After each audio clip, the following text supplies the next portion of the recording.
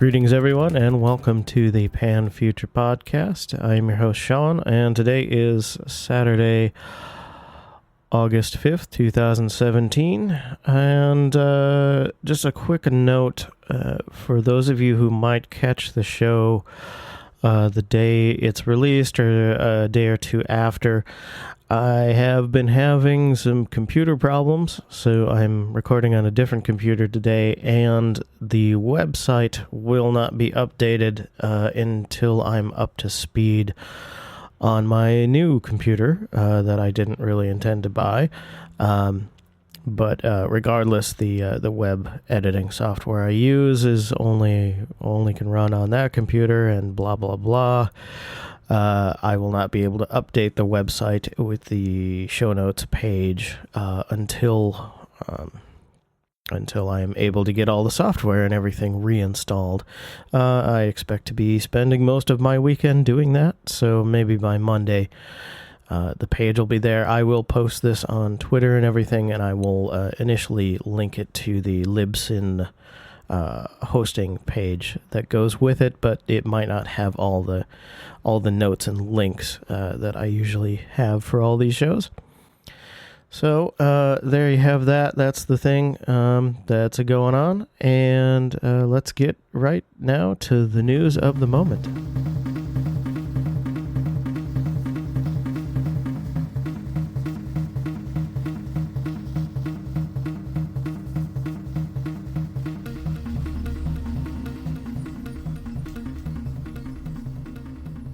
First item for the news this week, scientists have made a breakthrough in editing a mutation from genes in human embryos. Now, for the moment, let's set aside concerns about super soldiers or stuff that goes wrong or accessibility, whether everyone will have access to these kinds of treatments. Let's just talk about what happened with the science this time. Scientists at Oregon Health and Science University, along with colleagues in California, China, and South Korea, repaired dozens of embryos, and now these embryos will not be birthed or whatever. They will be disposed of properly. That might be upsetting to some of you, but sometimes science has to do things like that. At any rate, what they did was they fixed a mutation that would cause a common heart condition leading to sudden death later in life. This is one of those conditions you hear someone just suddenly died of heart failure and had no idea anything was wrong. It's that kind of a thing. Now, what is most interesting about this particular set of experiments and work that they did is that not only did they repair every cell in the embryo, there is no mutation in any of the cells in the embryo. It was also, they did not cause any new mutations or new problems, which is something that has happened in the past with this type of gene editing. You change one thing and then something else has been changed unintentionally. So this is really a big step forward, both in the completeness of the thing. They got to every cell, which also means that were this child to be born, this mutation would not be passed on either.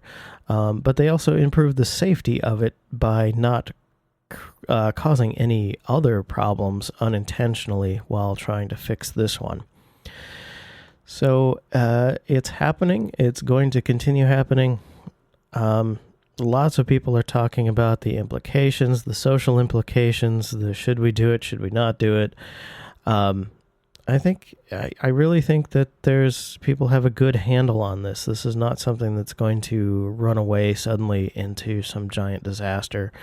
And just to think about all the conditions that could be treated with this, the article that I have here says that there are more than 10,000 conditions caused by inherited mutations, including breast and ovarian cancer linked to BRCA mutations, Huntington's, Tay-Sachs, sickle cell anemia, cystic fibrosis, and some cases of early onset Alzheimer's. And this is really a great opportunity, and yes, we should be careful. Yes, we should be cautious moving forward. We shouldn't just plow ahead. Yes, we should make sure that everyone can access these treatments. But yes, absolutely, we should do this as well. So, gene editing breakthrough, safety, and complete treatment. There you go. And now? It came from outer space. All right, in the space news for this week, this October, an asteroid known as 2012 TC4 will make a flyby the Earth. They believe that this is between 10 and 30 meters in size, and it will approach the Earth as close as 6,800 kilometers. This will happen on October 12th. So it's a miss, but what is news about this is NASA will be testing their new detection and tracking network. As part of the Planetary Defense Coordination Office, this network is responsible for detecting and tracking asteroids that periodically pass close to the Earth, and they are known as potentially hazardous objects, FOEs, not to be confused with pho, which is awesome, like Vietnamese soup thing. Anyway, they have NASA's Near-Earth Object Observations Program, facilities run by the Air Force, and a number of worldwide observatories that will be collecting data as this thing makes its flyby. And they will just be mostly testing out how the whole system works and how the coordination works and what the data gets in, that they can use that to predict future paths of these objects and all that sort of thing, which is, really great to test it before it's, looking at something that's actually going to hit us. I am, of course, of the opinion that much, much more needs to be done with this, but at least we'll get a peek at the NASA system and see how well it works coming up in October. And that is your news of the moment.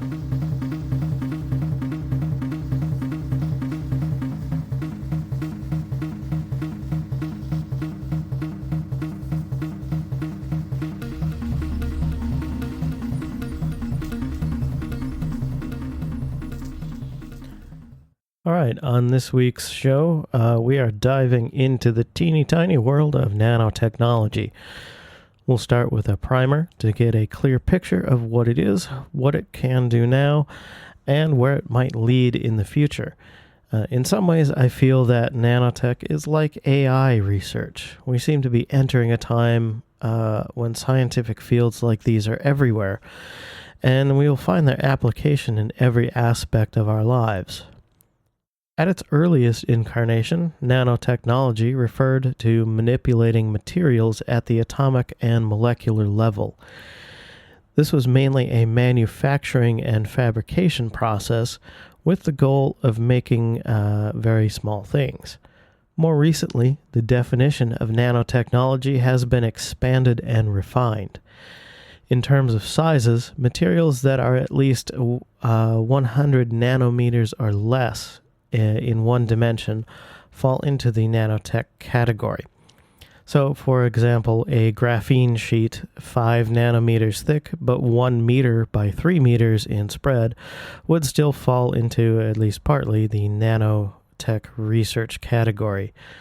The current definition also expands the number of disciplines that are conducting nano research, including manufacturing, engineering, biology, medicine, chemistry, physics, and pretty much any field where extreme miniaturization shows promise for new methods of construction, manufacturing, treatment, or pure research. Here's a rundown of some types of research and applications of nanotechnology. In nanomaterials, you'll find fullerenes, carbon nanotubes, and nanoparticles.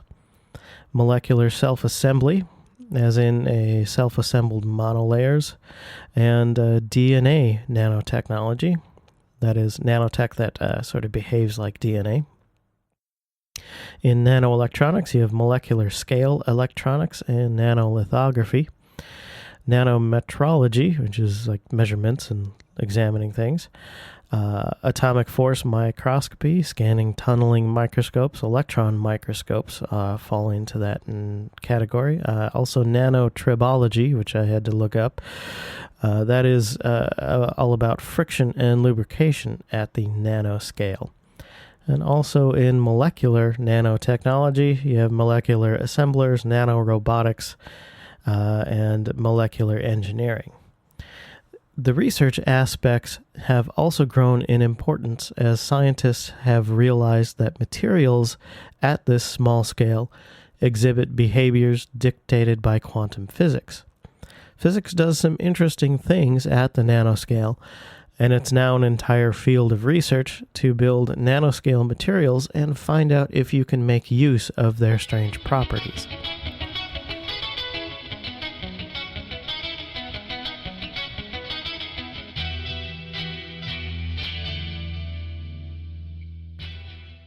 I found a nice list of comparisons to help you visualize just what we're talking about in the nanometer scale. The ratio of the Earth to a marble is roughly the ratio of a meter to a nanometer. It is 1,000,000 times smaller than the length of an ant. A sheet of paper is about 100,000 nanometers thick. A red blood cell is about 7,000 to 8,000 nanometers in diameter. And a strand of DNA is 2.5 nanometers in diameter. So we are very, very tiny.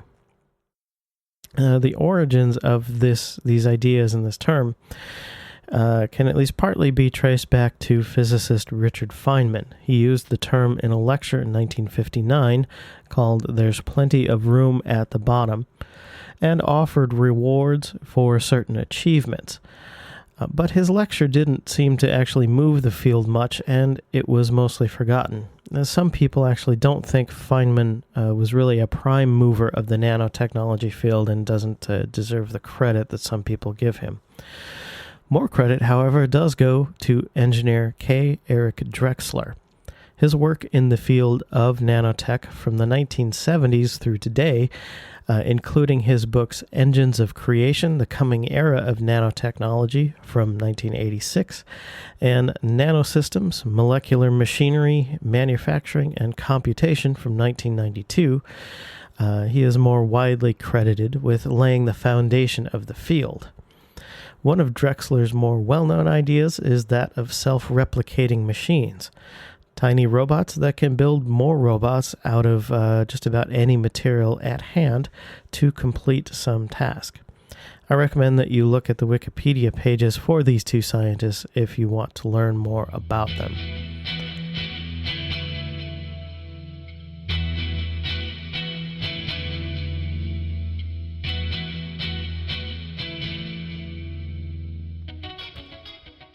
There are also concerns over nanotechnology, as there is with much new science. There are environmental concerns, especially related to pollution. At the nanoscale, these materials can potentially enter living bodies and cells quite easily, and there is a call for more research and regulation for the potential threat that this might present. There are also some who fear a doomsday scenario, such as an unfriendly government weaponizing nanotech, or the famous gray goo scenario, where out-of-control self-replication destroys all life on Earth.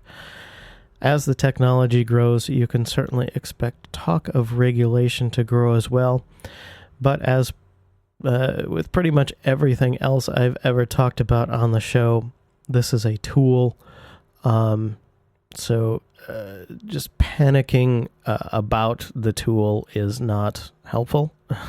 Keep your head on straight, talk to the right people, listen to the right people, and I think everything will be fine.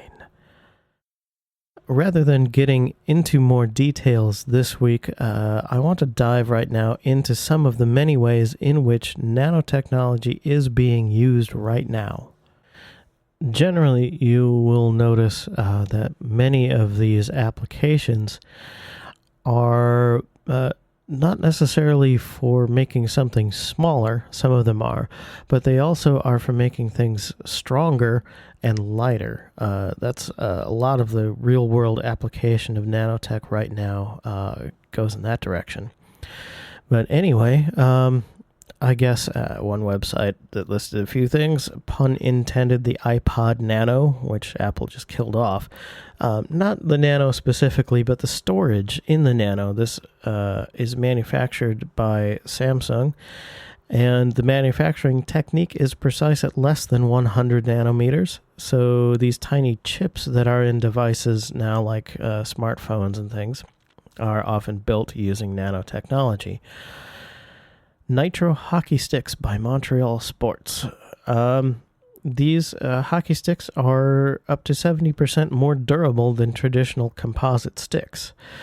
Something called nano wax made by Eagle One. This wax that you can use on cars has tiny particles that can provide better protection and surface penetration and longer lasting results for beyond normal car wax. There is a list here for bare paint manufacturers using nanotech in kitchen and bath paint, which makes it resistant to mold and mildew and grease, things like that. I've also seen some cool examples of paint that is just resistant to everything. For example, you could use it to paint exteriors of buildings, and if somebody tried to graffiti the building, the spray paint would just run right off. It would not stick to the outside of the paint that you used with this nanotech coating that is in the paint. There's also LL Bean, clothing manufacturer, is using some nanotech in pants called Timberledge pants, using fabric from a company called Nanotex that has molecular hooks in the fabric that repel stains, suppress wrinkles, and wick moisture away from your body and out to the surface where it would evaporate. Some other ones. Molecular printers. There are 3D printers we all know about, but now also there are 3D printers that can print one molecule at a time. There is something called stretchable gold. The use for this would be stretchable gold that can be printed onto rubber circuit boards, possibly leading to flexible smartphones, telephones. Who calls it that anymore? Geez, how old am I? But yeah, a lot of the reason the screen, we're leading toward flexible screens. Between the screen and the circuit board, and the battery, I guess, everything is going to get flexible. You will someday have a phone that can just bend and bounce and do whatever. Carbon nanotubes have been strung together into artificial muscle. There's also using nanoscale drug capsules that can target cells like cancer cells more easily than your general treatments that just kind of go all over the body and aren't as specifically directed and give you lots of side effects. Using nanotechnology, you can make that targeting much, much better. There's an interesting one. Plastic that bleeds and heals itself. This is in the realm of self-healing materials. There is a plastic that if it were to rip using the nanotech fabrication methods, it basically bleeds a little more plastic and repairs the rip in itself. A whole entire field of nanotechnology would be in nanorobotics, and there are many, many variations of this. Tiny engines, basically converting heat energy into motion. using sort of a DNA origami folding to move, nano robots that swim in various ways, ant-like nanorobots, bacteria-powered nanorobots. Here's one. Drexel University engineers have developed a method of using electric fields to help microscopic battery-powered robots detect obstacles in their environment and navigate around them. And even nanorockets. Not really sure how a nanorocket would work, but it seems like just about anything that is at the macro size, someone is trying to make a nano-sized version of it. These applications could go into medical imaging, sensing devices, information storage, energy production systems, stronger materials, smart windows and smart walls, ocean cleaning microsponges, replicators. Yes, there we go. We finally got to replicators. Not exactly Star Trek style, but the idea, if you can assemble and disassemble things one molecule at a time, you're not stuck with whatever that thing started with. You could disassemble a pile of rocks, and you would have carbon and phosphorus and whatever else is in the rock. Then you put it together in some other form. It is really out there. It is out there now around you, and primarily in terms of stain resistance and stronger materials and that sort of thing. You know, we're not actually getting nano robots in our bodies yet, but that's probably right around the corner too.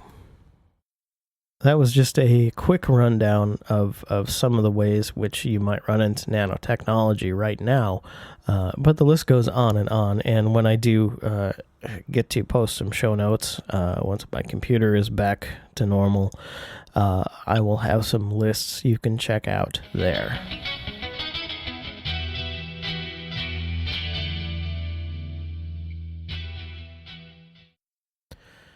Next week, I will get some more details on the process of working at the nanoscale and speculate more about possible future uses for this technology. I leave you this week again with a reminder that this is a technology that is already widespread in our lives.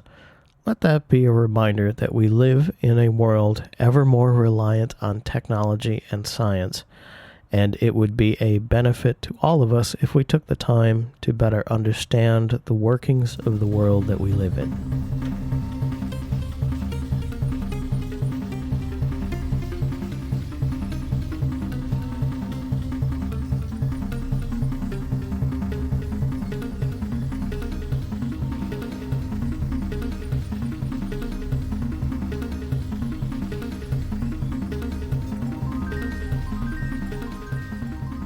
All right, that's your show for the week.